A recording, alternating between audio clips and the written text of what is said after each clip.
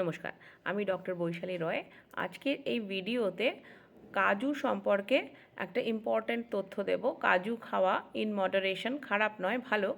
কিন্তু যাদের অ্যালার্জি রয়েছে এই কাজু থেকে, যদি ডিটেক্টেড অ্যালার্জি থাকে বা অন্যান্য জিনিসেও যদি অন্যান্য নাটসে অ্যালার্জি থেকে থাকে, তাহলে কিন্তু কাজু একটু সাবধানে খাওয়া ভালো। কেননা কাজু থেকে কিন্তু নাট অ্যালার্জি হওয়ার সম্ভাবনা বেশ ভালোই রয়েছে যাদের অ্যালার্জি হয়, হ্যাঁ। এবং তার থেকে অ্যানাফাইল্যাক্সিস বা ভেরি পার্মানেন্ট অ্যালার্জিও কিন্তু হতে পারে।